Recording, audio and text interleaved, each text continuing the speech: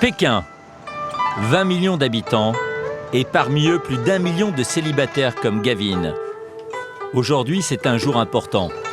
À 32 ans, ce jeune cadre supérieur va tenter de trouver l'âme sœur dans la rue. L'apparence est très importante. Il faut y prêter attention. Je me prépare pour aller discuter dans la rue avec des filles inconnues. Comment tu te sens? Je suis un peu nerveux, mais plein d'espoir aussi. Gavin n'a ni femme ni petite amie. Une situation mal vue en Chine pour un homme de son âge, et cela le préoccupe. Les Chinois sont vraiment très timides. Ils ne savent pas se faire de relations. Moi, je trouve qu'il faut apprendre à ouvrir son cœur. Accaparé par son travail, Gavin a longtemps fréquenté les sites de rencontres sur Internet, sans succès. Alors, il a décidé de se prendre en main. Le jeune homme a investi près de 430 € dans les cours de séduction. Une nouveauté en Chine. Ça ressemble à un petit village ici. Oui, c'est super. Il y a même une fontaine là-bas. Cet homme, c'est Tao, son professeur. Il a donné rendez-vous à Gavin et à Zhaolu, un autre de ses poulains, dans un quartier de Pékin flambant neuf. Dans ce décor à l'européenne, ils vont devoir aborder des femmes dans la rue, au culot, et tenter tout simplement de les séduire. Ici, les jolies filles sont légion, mais draguer dans la rue, c'est inédit. Tu dois d'abord vérifier que la fille n'est pas venue avec son copain. C'est très important. C'est pas obligatoire de discuter trop longtemps. 5 à 10 minutes, ça suffit. Qui est prêt à essayer? D'accord, je vais essayer. Ok, à toi alors. Les trois hommes tournent en rond pour choisir la cible idéale. Tao encourage ses élèves. Cette fille ou celle-là? Tout est possible. Choisis toi-même, marche un peu, détends-toi un peu. Courage. Premier écueil pour Gavin, faire la différence entre une femme célibataire et une femme mariée. Je travaille beaucoup et mon bureau se trouve loin d'ici, après le périphérique. Je suis très occupé. Je voudrais savoir si on peut avoir l'occasion de se revoir. Je suis mariée. Ah, vous êtes marié? D'accord. Vrai ou pas, cela ressemble fort à une fin de non-recevoir. L'air de rien, Gavin approche une autre femme qui lui plaît. Bonjour. Cette place est libre? Vous êtes du Xinjiang? Oui. Ah, super. Mais il va faire une gaffe. Tu as de très longs cils, mais apparemment ce sont des faux, non? Le charme est rompu, de toute façon, elle est aussi mariée. Il n'insiste pas.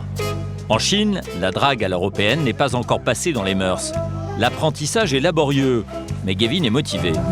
Le jeune homme repart à l'assaut en suivant les règles fixées par son professeur, être simple et spontané. Bonjour, je n'ai qu'une seconde, mes amis m'attendent là-bas.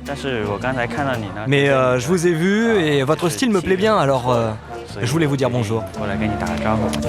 La conversation semble bien engagée, mais encore une fois, il commet un impair. Oh, vos mains sont très molles. Elles ressemblent à des nouilles. La jeune femme ne semble pas lui en tenir rigueur. Elle prend plaisir à cette conversation et accepte de lui laisser son adresse. Peut-être le début d'une amitié. Tao l'attend pour faire un premier point. Comment t'as trouvé ça? Ah, très bien, c'était une conversation normale. Mais bon, au début, j'étais nerveux. Hein. Oui, tu étais nerveux au début. Mais après, vous avez bien parlé. J'ai pu voir que tu bougeais bien. Jusque-là, simple observateur, Zhaolu se lance à son tour. Il fonce d'un pas décidé vers sa cible. La jeune fille paraît d'abord interloquée. Mais l'étudiant renfermé s'avère en fait d'une redoutable efficacité. En moins de 5 minutes, il parvient à obtenir ses coordonnées. Encouragé par ses premiers résultats, les deux élèves sont en confiance. Tao, le professeur, est content de leur progrès. Ils n'hésitent pas à faire ce que beaucoup de gens n'osent pas faire. C'est courageux. Ils ne sont pas nerveux, mais il reste encore des choses à améliorer concernant le langage corporel. À la fin de la journée, Gavin est un autre homme. Il est prêt à se lancer dans l'aventure de la rencontre amoureuse. La Chine, 1,4 milliard d'habitants, 180 millions de célibataires, et pour tous, un seul but, se marier la tradition l'exige. Mais la politique de l'enfant unique, instaurée en 1979, 3 ans après la mort de Mao, a changé la donne. Il y a plus de naissances de garçons que de filles. Le déséquilibre est irréversible. D'ici 2020, 10 millions d'hommes ne trouveront jamais l'âme sœur. La concurrence est féroce. Et avec la libéralisation économique de la Chine, l'argent est devenu le nerf de la guerre. Pour plaire aux femmes, les hommes doivent avoir une situation solide. Quant aux femmes, passé 27 ans, les hommes s'en désintéressent. On les appelle alors les restantes. Les gens de mon âge sont tous mariés ou ont un petit copain. Moi, ça me fait très bizarre d'être toujours seule. Alors en Chine, un véritable marché de la rencontre se développe. Hommes et femmes cherchent le conjoint idéal. Nous avons pu pénétrer dans un endroit où les Chinois font de bien étranges affaires, les foires aux célibataires. En Chine, c'est une institution. Lors de ces rassemblements, ce sont souvent les parents qui viennent chercher un mari ou une femme pour leur enfant. Ici, le romantisme n'est pas de mise. Elle a quel âge votre fille et qu'est-ce qu'elle étudie? Je veux trouver à ma fille un garçon qui est allé plus loin que la maîtrise. Plus d'1m76, ça ira. Les photos des candidats au mariage passent de main en main. Elles sont accompagnées de fiches signalétiques. Poids, taille, profession, parfois même groupe sanguin. Mais notre caméra n'est pas la bienvenue pendant les tractations. Ne filmez pas. Arrêtez de filmer! Ne filmez pas! Pour ses parents, avoir un enfant de plus de 25 ans non marié est un peu honteux. Pourtant, ce jour-là, 2 célibataires de 40 ans habitués de ces foires accepteront de nous parler. Peng Fei est journaliste. Il voudrait bien que le regard des anciens sur le célibat change. Moi je leur dis, être célibataire, ce n'est pas un crime. Yann est un amoureux de la France. Il espère trouver le grand amour, mais il est lucide. Je crois que les Français très importants le sentiment. Oui, les Chinois regardent très important l'argent. L'argent, les biens matériels, c'est souvent ce qui fait les couples en Chine. C'est aussi ce qui les défait. L'argent est au cœur des ruptures et l'on voit réapparaître depuis les années 2000 une tradition ancestrale oubliée, les concubines, des maîtresses de luxe entretenues par des hommes riches. En échange, elles doivent être à leur entière disposition. 2 d'entre elles ont accepté que nous les suivions. L'argent, tout le monde aime ça. Le mari idéal, c'est un mari qui a de l'argent. Tout le reste, on peut s'en accommoder. Les concubines, c'est le cauchemar des épouses. Depuis qu'elle a été trompée, Jiang Yufen consacre sa vie à défendre les femmes trahies. Pour cela, tous les moyens sont bons, y compris les expéditions punitives. Elle a couché avec tout le monde et elle a réussi à mettre le grappin sur mon mari. Filmez-la. Sur Internet, les vidéos de femmes trompées en train de frapper leur rival foisonnent.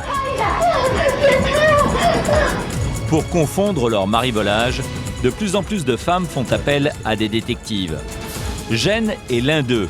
Nous l'avons suivi sur une filature. Doucement. C'est cette voiture. Suis-la.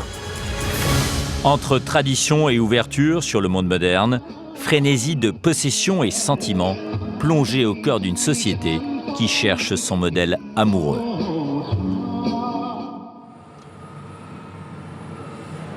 Le rêve de tous les Chinois, Zheng Sui et Yu Xiang s'apprêtent à le vivre. Ils sont aux portes de la vie conjugale. On se marie en juillet, fin juillet. Ça arrive vite. Vous êtes un peu sous pression, non? On n'a pas de pression, on est très heureux. Le must, c'est un mariage à l'occidental avec l'incontournable séance de photos. Ici, elle a lieu avant la cérémonie. On ne lésine pas sur le prix, question de fierté. Le mariage est avant tout l'union de 2 clans. De belles photos, c'est un premier témoignage de réussite aux yeux de tous les invités le jour de la cérémonie. Ça, c'est le plus haut de gamme, 58 800 yuan. Le shooting dure 4 jours et on peut aller à l'île de Hainan. Plus de 7 000 €, soit 30 fois le salaire moyen pour la formule haut de gamme. Trop cher pour Yu Xiang, qui a opté pour un forfait plus économique. Tu vas dépenser combien? Quelques milliers de yuan. C'est beaucoup pour toi? Comment dire on se marie une fois dans sa vie. On ne compte pas. Le couple va passer quelques heures à prendre la pause, d'une manière pour le moins théâtrale. Allez, Ce qui compte, ce sont tous les signes extérieurs de romantisme. Fleurs à profusion, regards langoureux, Yu Xiang et Jing Sui n'ont aucun mal à jouer la comédie du bonheur. plus en arrière. Encore plus en arrière? Arrête, tu m'embêtes. Les futurs mariés sont déjà complices. Mais pour tous ceux qui cherchent encore leur moitié, c'est un véritable parcours du combattant qui s'annonce. Nous retrouvons Yann, le francophile, que nous avions rencontré à la foire aux célibataires. Bonjour, vieux Zhang. Je suis en retard, hein? Ce soir, il a rendez-vous dans un bar tendance du centre de Pékin pour une soirée de speed dating. En Chine, c'est une nouveauté apparue il y a quelques années à peine. Les célibataires présents, 11 femmes d'un côté, 10 hommes de l'autre, ont 3 heures pour essayer de se connaître. À la différence du speed dating à l'occidental, ici les présentations se font de manière collective. Yann est arrivé en retard, alors il se fait briefer par son voisin sur les femmes présentes. Elle, là-bas, elle est célibataire. Elle s'appelle comment? Je ne sais pas, mais la 4e, là, elle est gynécologue. Liu Xiaoyan, Liu Xiaoyan, c'est à vous. Homme numéro 7. Liu Xiaoyan, il joue du piano et est avocat. Encore une profession libérale. Un patron. Homme numéro 8, Yan Chun. Je suis employé. Il est né en 1972. Non, fin 71. Ça fait de lui un cochon. C'est ce que préfèrent les femmes, le signe du cochon. C'est ensuite au tour des filles de se présenter. Elles sont directrices d'hôpital, rédactrices en chef ou gynécologues, des célibatantes. Mais elles ont dépassé l'âge de 30 ans. Elles font partie de celles qu'on appelle très officiellement en Chine les restantes, celles dont personne ne veut. Chacune d'entre elles a le droit de poser une question aux hommes. Moi, j'aimerais savoir, combien d'entre vous aimez courtiser les filles? Parce que moi, je suis comme ça. Je choisirais mon copain parmi ceux qui me prouvent qu'ils m'aiment bien. Quand j'aime bien une fille, je suis capable de la contacter directement, sans qu'on parle de draguer, bien sûr. On va au restaurant, ou marcher, papoter.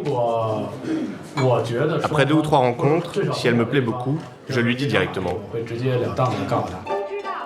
Au bout de 3 heures, la soirée touche à sa fin. Les participants sont maintenant invités à écrire les numéros des personnes qui leur ont plu sur un papier. L'organisatrice s'isole ensuite pour dépouiller les votes. S'ils se sont choisis mutuellement, par exemple, je te choisis, tu me choisis, ils peuvent passer la soirée ensemble. Après un rapide décompte, l'animatrice met fin au suspense. Un seul couple s'est formé ce soir. Vous pouvez faire le rituel amical de l'embrassade. Je vais vous expliquer comment. Vous vous rapprochez au-dessus des poitrines, la main droite en haut, la main gauche en bas. Je répète, la main droite en haut, la main gauche en bas. Les 2 célibataires sont gênés de se faire l'accolade en public. C'est le 4e couple de la saison. Bien qu'il n'ait pas été choisi ce soir, Yann reste philosophe. Au moins, ça donne l'occasion de savoir qui éprouve de l'intérêt envers toi. Dans la vie de tous les jours, on ne sait pas qui est amical, qui a des sentiments. Il est 23h. Les candidats à l'amour repartent seuls. Yann est parmi eux. Pour le couple qui s'est connu ce soir, c'est peut-être le début d'une histoire qui les mènera au mariage.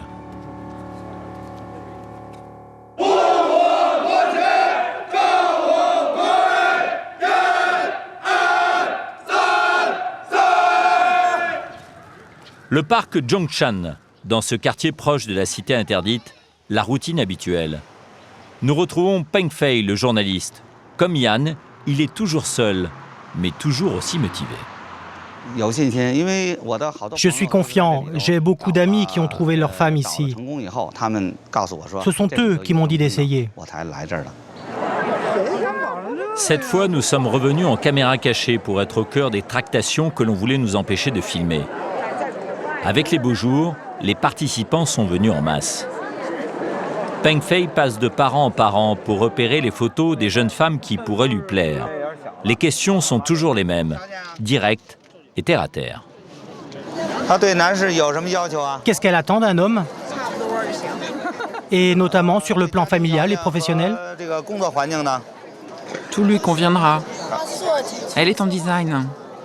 Du design? Elle est pas mal, hein? 1m61? La jeune fille décrite a un bon profil, mais Peng Fei n'est pas intéressée. La plupart du temps, les conversations ne durent pas plus d'1 minute.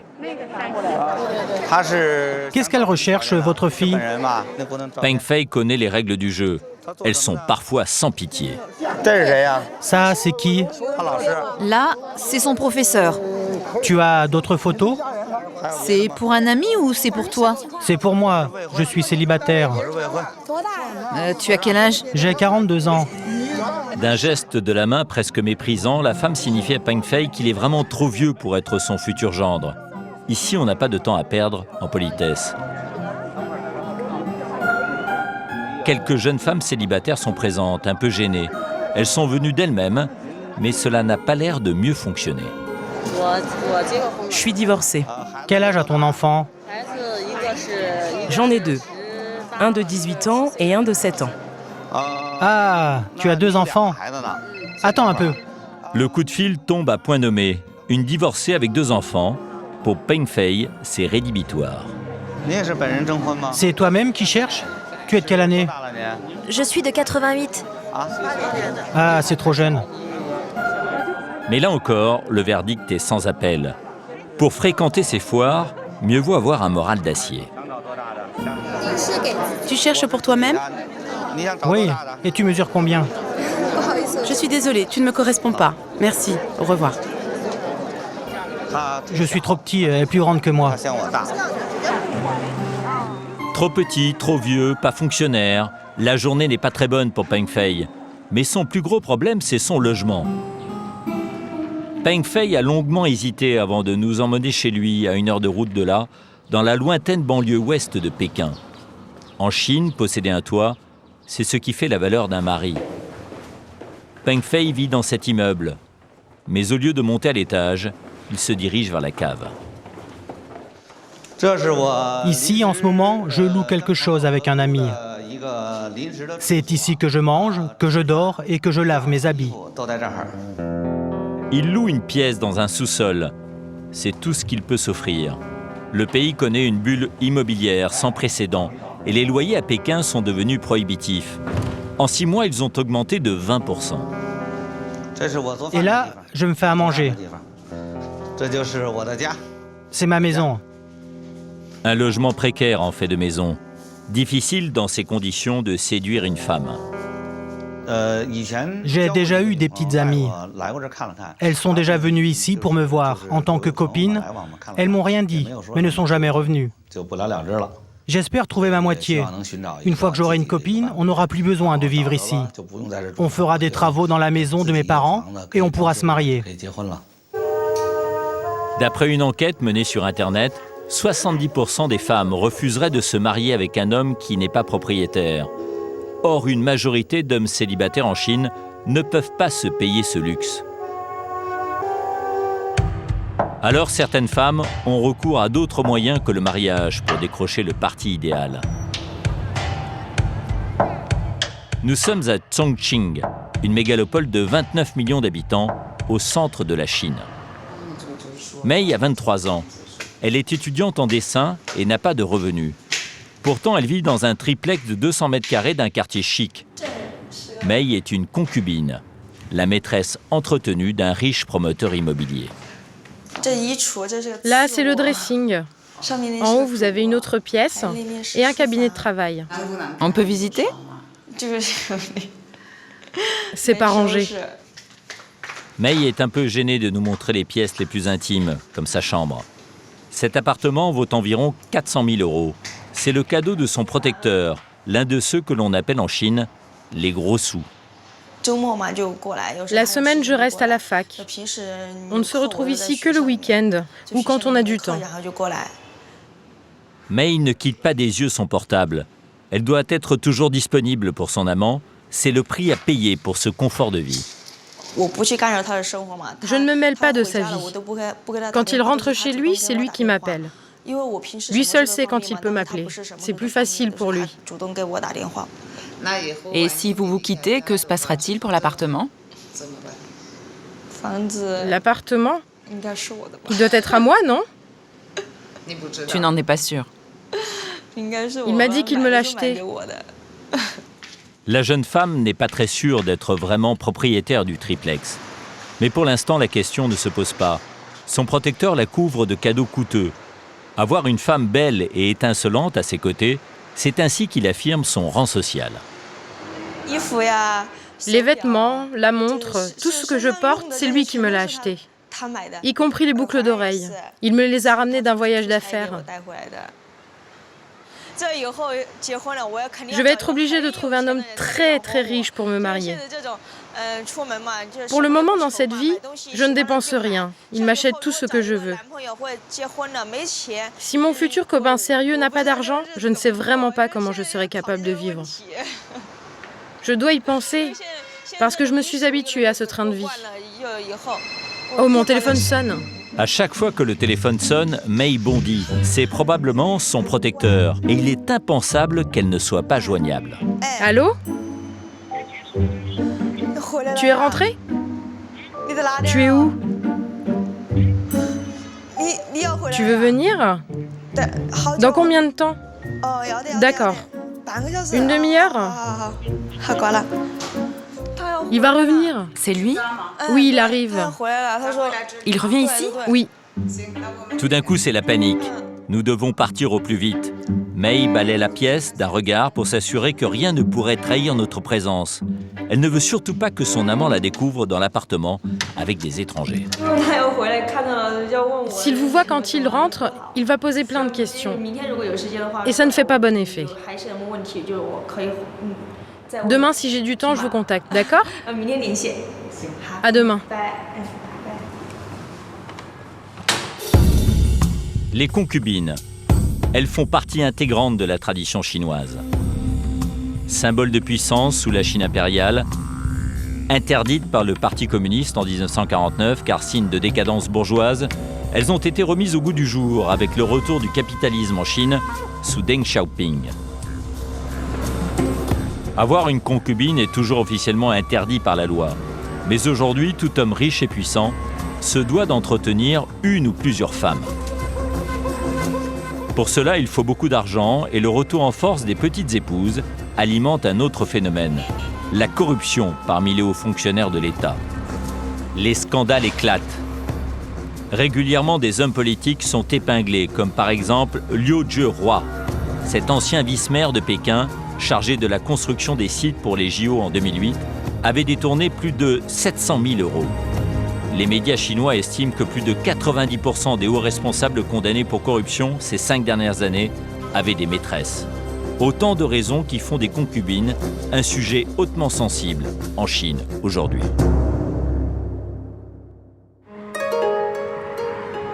Le lendemain, Mei a tenu ses promesses. Elle nous a donné rendez-vous dans un parc. Rencontrer une concubine n'est pas simple. Tout le monde sait qu'elles existent, mais ces femmes restent discrètes. C'est la première règle quand on fréquente les cercles fermés du pouvoir et de l'argent. Avec son protecteur, Mei a une vie luxueuse. Elle dispose même d'une limousine avec chauffeur. La jeune femme est arrivée il y a 4 ans de sa petite ville de province pour étudier le dessin à l'université. Quand je suis arrivée, c'est ma famille qui me donnait de l'argent. La vie n'était pas trop difficile, mais pas luxueuse non plus. En 2e année, j'ai fait un stage dans son entreprise immobilière. Et c'est là que j'ai rencontré mon protecteur, par hasard. Aujourd'hui, il m'aide énormément dans la vie.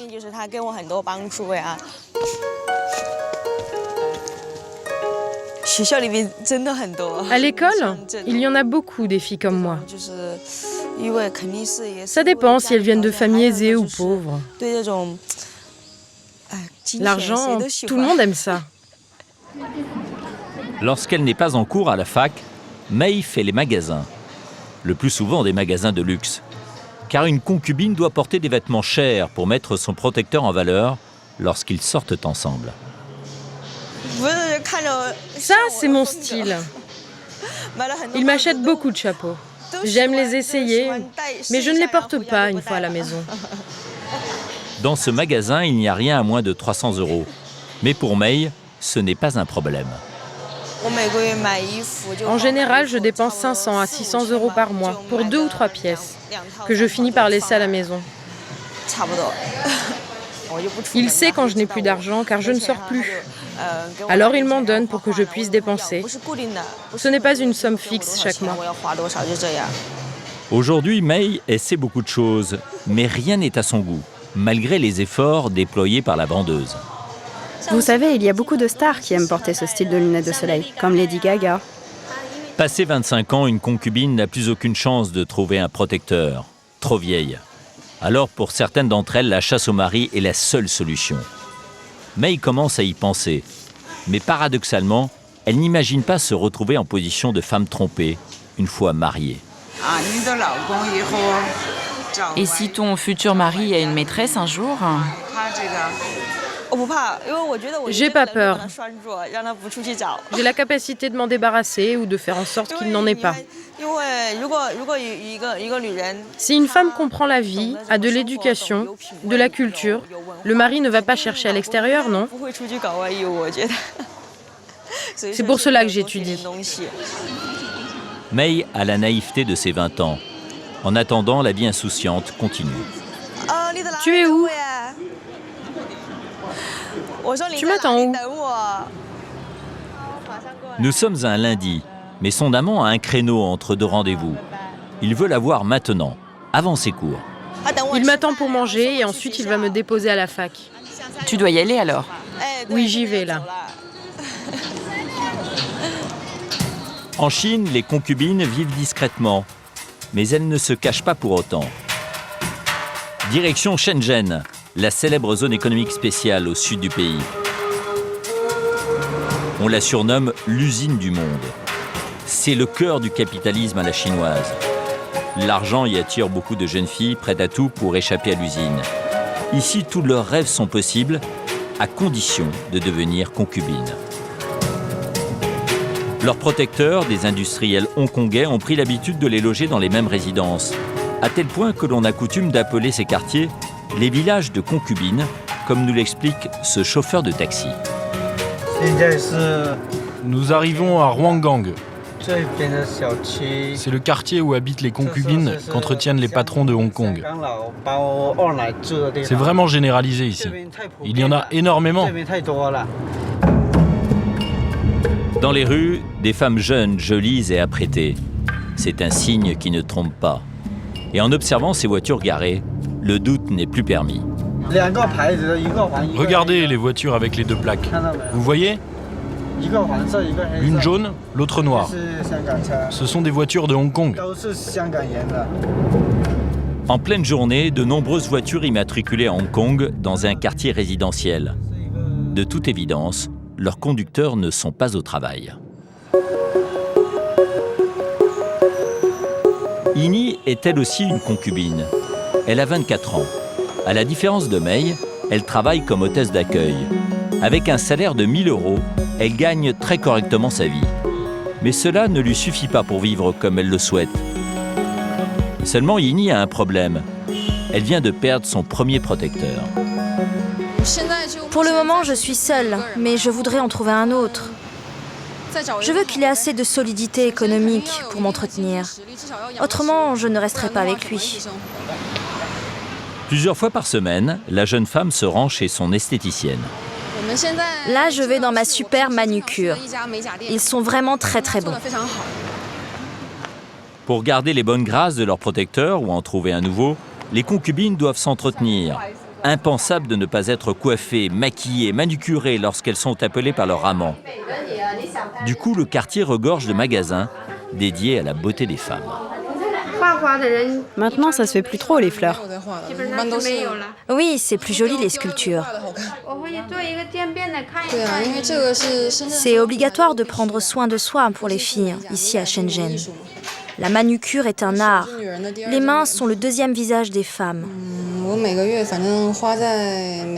Chaque mois, je dépense entre 1000 et 1200 euros en manucure et coiffure.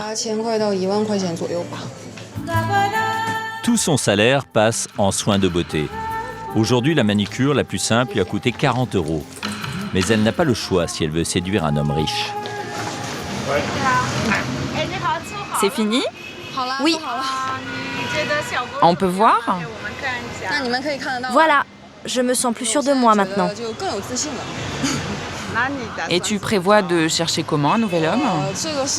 Ça se fait naturellement, mais je suis sûre qu'il y a beaucoup d'opportunités. Dans les défilés et les exhibitions pour modèles, on rencontre plein d'hommes qui ont de l'argent. Ini voudrait se marier avant 25 ans, avant d'être considérée comme une restante. Tout comme Mei, l'autre concubine, elle a une idée très précise sur la question. Le mari idéal, c'est un mari avec beaucoup d'argent. Tout le reste, on peut s'en accommoder. Et si tu n'as aucun sentiment mais qu'il a de l'argent, tu te maries quand même? Oui. Est-ce que je peux le dire? Bon, d'accord. Il suffit qu'il ait suffisamment d'argent pour être OK. Quand elle cherche un protecteur, les concubines de Shenzhen, comme Ini, fréquentent bars et karaokés. Mais surtout pas les mêmes que les prostituées dont elles cherchent à se différencier. En Chine, la prostitution est largement répandue. Elle a souvent lieu dans les hôtels, les salons de massage ou les bars, au vu et au su de tous.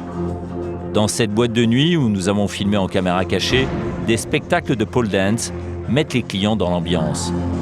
Certaines femmes viennent pour s'encanailler, d'autres pour vendre leur corps. Mais plus que les bars, ce sont surtout les karaokés qui abritent les hauts lieux de la prostitution. Derrière cette façade, une véritable maison close. Sur ces images, les prostituées attendent l'arrivée des clients dans une salle de repos en regardant la télévision. Elles n'ont pas de nom, mais des numéros.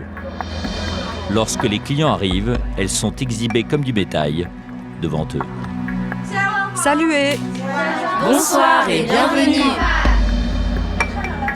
Ici, le client peut choisir une partenaire pour 1 heure ou pour la nuit.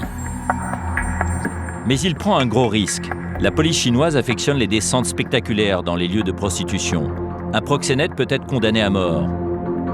Les clients et les prostituées risquent peu, si ce n'est une humiliation publique, face aux caméras des médias chinois. Dans un pays où la face, comme disent les Chinois, c'est-à-dire l'honneur, est une notion essentielle, c'est ce qui peut arriver de pire à un homme. Alors entretenir plus discrètement une concubine permet d'éviter ce genre de déconvenus. Mais cela présente aussi d'autres risques. Shanghai, 19 millions d'habitants sur les rives du Huangpu, l'une des villes les plus riches de Chine. Ici, le taux de divorce a atteint 38%. Une hausse exponentielle depuis la simplification des formalités de divorce en 2003. Avant, il fallait l'autorisation de l'employeur pour se séparer. Avec l'explosion des divorces, une nouvelle profession est apparue, détective privé. Pour cet homme en manteau de vison, les affaires sont florissantes.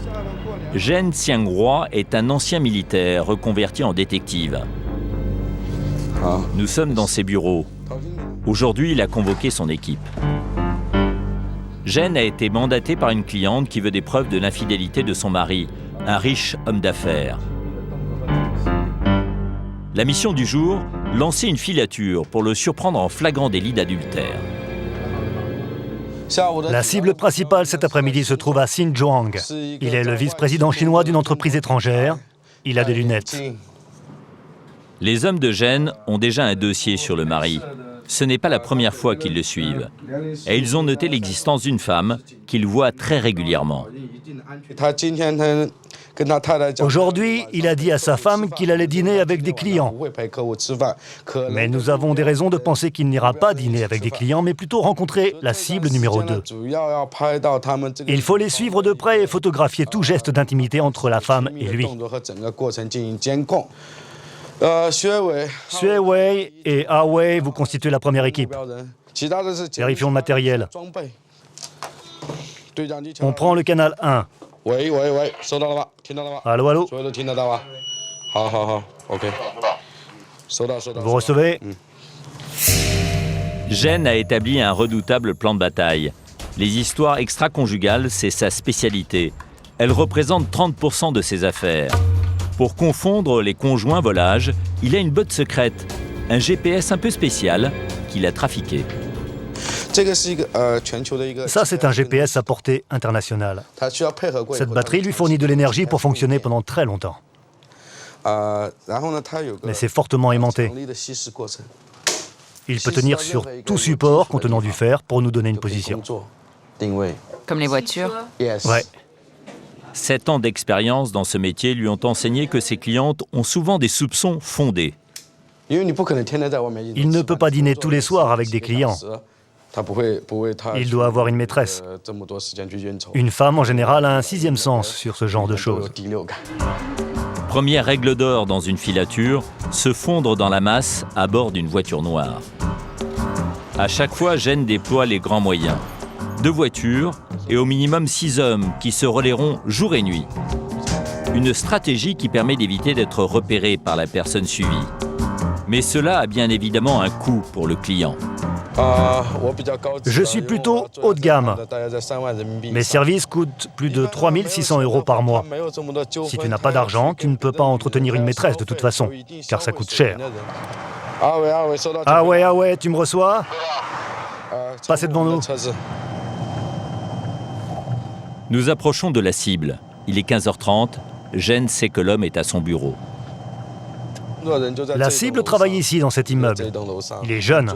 Avant, c'était les hommes de 50, 60 ans qui avaient des histoires extra-conjugales. Maintenant, même les trentenaires s'y mettent. Gene et ses hommes descendent directement dans le parking de l'entreprise.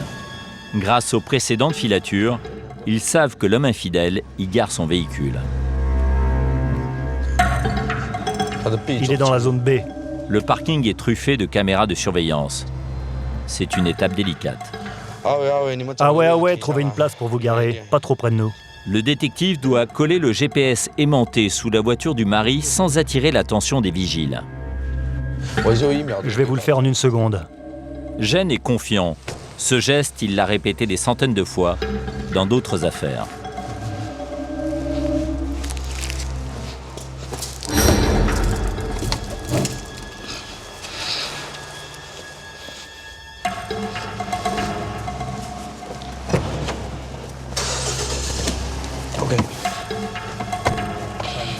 Ça y est. On remonte. Opération réussie. À partir de maintenant, la traque du mari-volage peut commencer. Si le suspect prend sa voiture, Gene le verra en temps réel sur son écran. Je pense que ce n'est pas encore un cas très grave d'affaire extra-conjugale. Cet homme rentre encore dormir chez lui. S'il passait souvent la nuit à l'extérieur, là, ça serait vraiment exagéré. Gene est en planque depuis 30 minutes quand soudain la voiture de la cible sort du parking. Doucement. C'est cette voiture-là. Reste derrière eux. Les rues de Shanghai sont encombrées, mais grâce au GPS installé sous la voiture, impossible de le perdre. On reçoit le signal satellite toutes les 10 secondes. Du coup, quand on suit la cible, on n'a pas besoin d'être trop près. En plus, on risquerait de se faire repérer. Sa cliente, la femme trompée, n'a pas l'intention de divorcer. En Chine, se loger, se soigner, éduquer un enfant coûte très cher. Beaucoup de femmes ne veulent pas risquer de perdre leur sécurité matérielle en divorçant. Gardez la distance de sécurité. La voiture du vice-président se rapproche des quartiers résidentiels. Après avoir roulé 3 quarts d'heure, il se gare. Il est au café des Deux Rives. Compris, j'y vais immédiatement. Il avait dit à sa femme qu'il dînait avec des clients. On n'invite pas des clients dans ce genre d'endroit. Qu'est-ce qu'on fait, nous? Vous pouvez rentrer et faire comme si vous buviez un thé. Jen nous recommande d'attendre et entre dans le café. Nous le suivons quelques minutes plus tard. Le détective s'est assis au fond de la salle. Un seul couple est attablé dans le café. De toute évidence, le vice-président et sa maîtresse. Nous les filmons avec un téléphone. Jen est de retour à la voiture. Il a également utilisé son portable et nous décrypte la scène. Regarde, ils sont en train de discuter. Regarde cette photo. C'est sa concubine? Oui. Il y a plusieurs sortes de concubines. Soit tu découches pour dormir chez ta concubine le soir, tu partages alors ton temps entre ton épouse et ta concubine. Soit comme lui, tu prends prétexte de la liberté du travail pour sortir avec une autre femme. Regarde, ce sont eux. Là-bas. Là-bas. Ces deux personnes là-bas, très proches. Il ouvre la porte de la voiture. Ok, on les suit. La filature reprend dans les rues de Shanghai. Ici, pour des amants, il est d'usage de dîner tôt et de continuer la soirée dans un lieu d'amusement, avec chambre d'hôtel. Jen va bientôt être fixée. Ah, un spa. Des sources thermales. C'est très beau. Arrivé ici, c'est évident, on dépasse le stade des relations amicales. Cachez-vous, je descends. Le spa est un lieu de rendez-vous classique pour les couples illégitimes. Cette fois, nous ne rentrons pas. Le couple s'inquiéterait de revoir les mêmes occidentaux 2 fois dans la soirée. 1 heure plus tard, le détective revient, apparemment très content de lui. Ça commence ici. Ils sont très proches. Tu vois, sur cette photo, ils rentrent côte à côte. C'est plus que des relations amicales. Après la douche, ils sont allés discuter. C'est évident qu'ils sont amants, que c'est sa concubine. Jen a réussi à surprendre le couple en peignoir, une situation d'intimité. Ici, il y a des chambres d'hôtel. C'est un complexe. Ici, ils ont tout. Le restaurant, les chambres, l'amusement.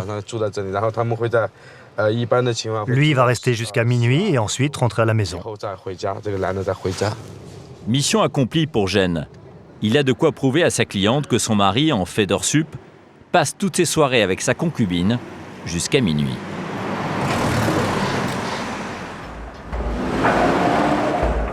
En Chine, la plupart des femmes trompées ferment les yeux pour garder leur statut social. Mais d'autres, plus rares, se révoltent. Nous sommes à Xi'an, au centre de la Chine. Zhang Yufen est l'une d'entre elles. Elle a 24 ans lorsqu'elle se marie en 1981. Un mariage heureux, un enfant, puis au bout de 14 ans, le début du cauchemar. Son mari prend une maîtresse, plus jeune qu'elle. C'était il y a 18 ans, mais sa rancœur est intacte. C'est quoi des concubines? Des femmes qui volent les pères et les maris des autres. Des femmes qui veulent bien manger mais ne rien faire. Des femmes paresseuses qui ne veulent pas travailler pour vivre. Tout ce qu'elles savent faire de leur journée, c'est coucher avec les maris des autres. Regarde ce que devient cette société. Les concubines, c'est devenu de la folie. C'est une manière d'exhiber son statut. Si tu n'en as pas, tu n'es rien aux yeux des autres. En 2007, Zhang s'est résolue à divorcer, 10 ans après que son mari l'ait quittée pour une autre. Dans son tiroir, elle garde encore des souvenirs de son bonheur conjugal. Lui, c'est mon mari. Curieusement, Zhang ne semble pas avoir de haine contre lui. Mais à la vue de cette photo de femme, elle devient subitement enragée. C'est elle. Elle a couché avec tout le monde et a réussi à mettre le grappin sur mon mari. Cette ratée. Vas-y, filme-la. Tu as encore de la haine en la voyant? Bien sûr, cette ordure. Cette femme qui lui a volé son mari est devenue une obsession. Pendant 5 ans, je les ai suivis partout. Ils n'arrêtaient pas de déménager. Je les suivais à chaque fois, année après année. Je les ai surpris une fois. Quand je suis arrivée, ils n'étaient pas habillés et n'ont pas eu le temps de dire quoi que ce soit. J'ai tiré la couverture, ils étaient les fesses à l'air. De cette colère est née une vocation, défendre les femmes trompées. Elle se fait fort de les aider à faire valoir leurs droits lorsqu'elles divorcent. Pour cela, elle collecte des preuves de l'adultère. Dans son tiroir, des dizaines de photos de filature qu'elle garde comme des trophées. Lui, c'était un homme de 65 ans qui venait de prendre sa retraite. Il avait aussi pris une concubine. Je les ai suivis. Pour être plus performante, Zhang s'est équipée. Ça, c'est ma perruque. J'étais obligée de changer en permanence de perruque et de vêtements pour éviter d'être repérée.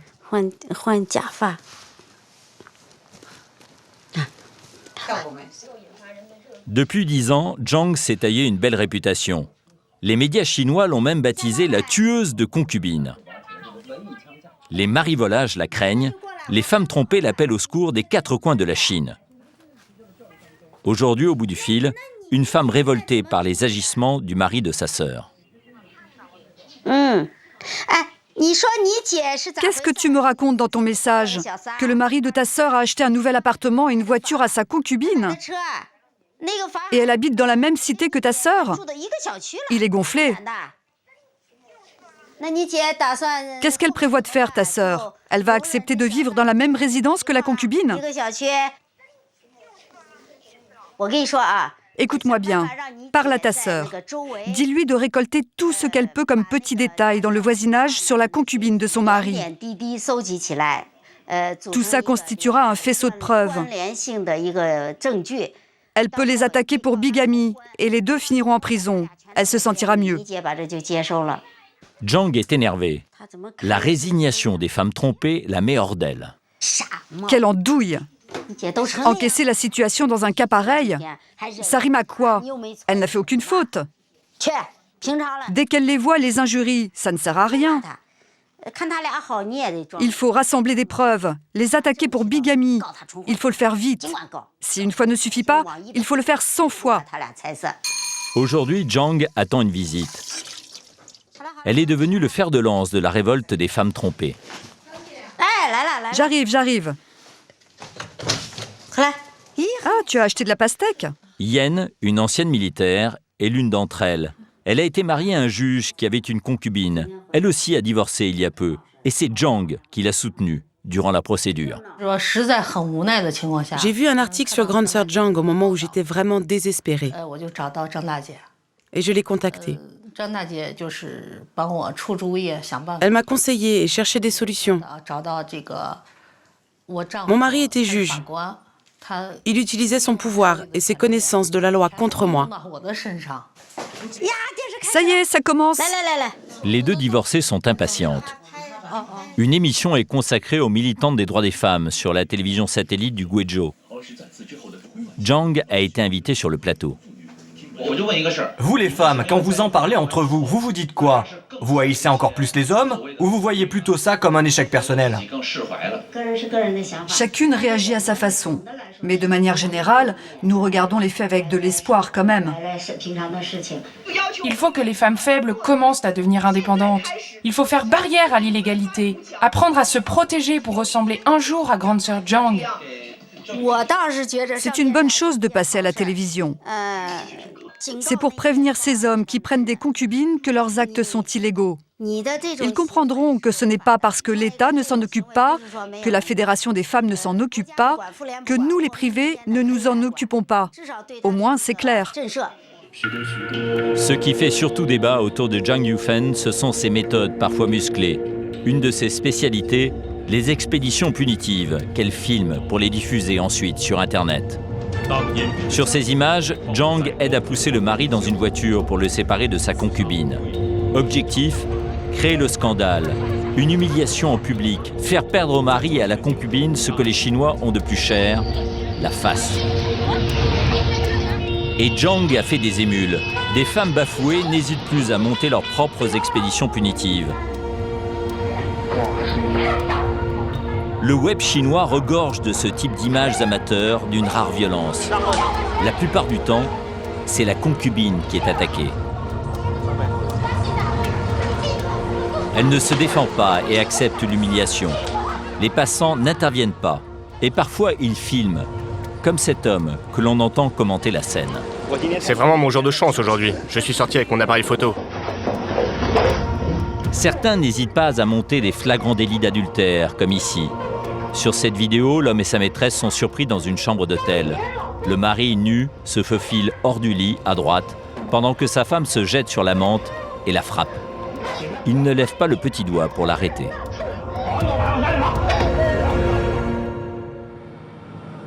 Pékin. Zhang Yufen consacre tout son temps à sa cause. Elle vient de créer un centre d'hébergement pour épouses délaissées. Le centre est un local discret situé dans une lointaine banlieue de Pékin. Ce matin, elle va y retrouver l'une de ses protégées. Bonjour. Bonjour, entre. Les deux femmes se sont fixées une mission, surprendre le mari de Madame Liu avec sa concubine. Depuis quelques semaines, il l'a installée au domicile conjugal. Madame Liu ne peut donc plus rentrer chez elle. On va y aller ensemble. Tu seras assise derrière dans la voiture, bien cachée. S'ils t'aperçoivent, on aura des problèmes. Tu mets tes lunettes de soleil. Il ne faut pas qu'ils te voient. Dès que tu les repères, tu me préviens. Tu me dis qui est le mari, qui est la concubine, et moi je les prends en photo, d'accord ? Oui. Allez, on y va.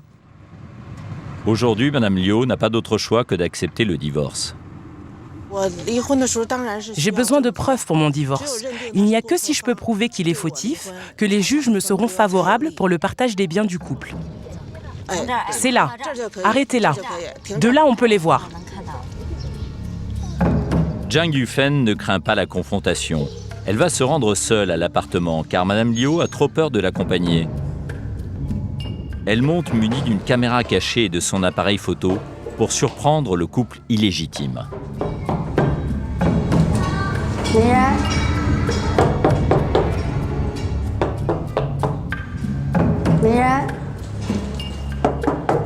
Après quelques minutes d'attente, Zhang doit se rendre à l'évidence. Il n'y a personne. L'opération est un échec. Mais une chose est sûre, elles reviendront.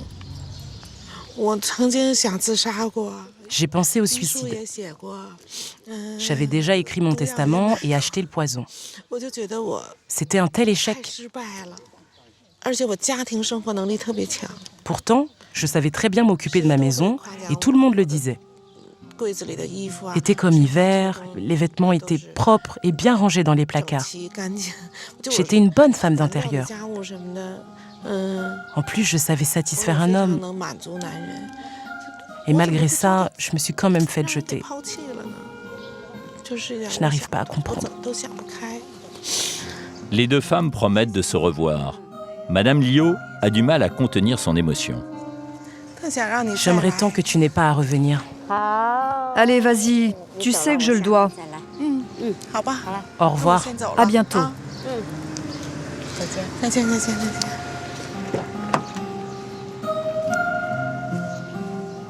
En 2011, la loi sur le mariage a été modifiée en Chine, provoquant un tollé chez une majorité de Chinoises. Le nouveau texte prévoit qu'un conjoint possédant un bien, avant le mariage, en restera le propriétaire exclusif en cas de divorce. L'homme apportant traditionnellement l'appartement n'est donc plus tenu de le partager avec son ex-épouse.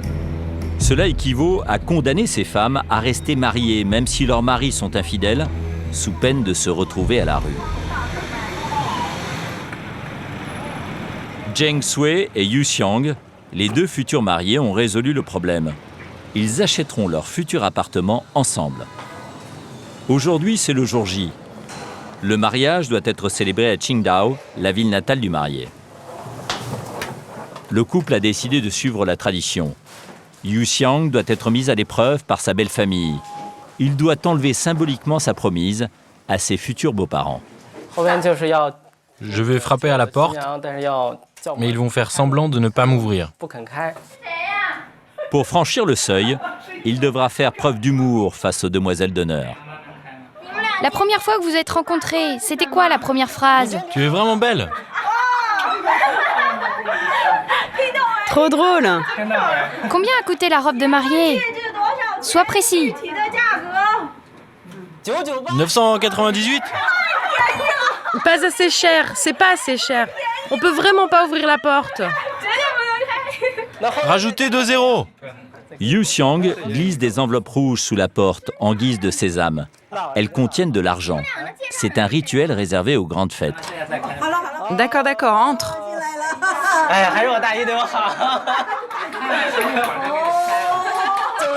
Vous êtes trop. Mais une fois entré, Yu Xiang n'est pas au bout de ses peines. Et ce n'est que le début de tes souffrances. Où as-tu mis ta chaussure? Je ne te dirai pas. Elle est sous le lit? Je ne te dis pas. Il doit chercher la deuxième chaussure de sa promise, dissimulée quelque part dans la chambre. La chaussure est rouge, la couleur symbole du bonheur. Elle a été cachée par sa belle famille, une façon de tester l'homme qui va partir avec leur fille. Il doit montrer qu'il mérite son épouse. Pas là, quand même. Cherche mieux, tu y vas trop grossièrement. Dans l'hilarité générale, il découvre enfin l'objet, scotché sous le matelas. C'est l'idée de qui, cette cachette? Il est 11h du matin, la cérémonie commence dans le restaurant de l'hôtel. Zheng Xue avance au bras de son père, comme à l'église. La cérémonie est mise en scène par un animateur. La petite fille, toujours dans le cœur de sa maman, est devenue aujourd'hui une belle princesse. Yuxian, es-tu prêt à demander la main de ta belle princesse?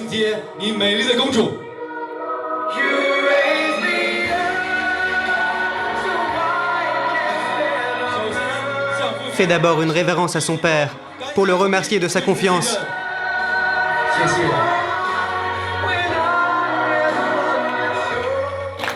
Sous les yeux des invités, lors du déjeuner, Yu Xiang déclare son amour à sa femme. Les deux mariés sont au bord des larmes. Celle que je veux le plus remercier, c'est ma femme. Je ne suis peut-être pas très romantique, mais aujourd'hui, je veux te dire que je t'aime. Avec un certain courage, Zheng Xue a refusé le cliché du prince charmant, fortuné, avec bel appartement. Dans la Chine d'aujourd'hui, l'amour vrai a du mal à percer tant la pudeur est grande. Yu Xiang et Zheng Xue sont les pionniers d'un nouveau modèle amoureux.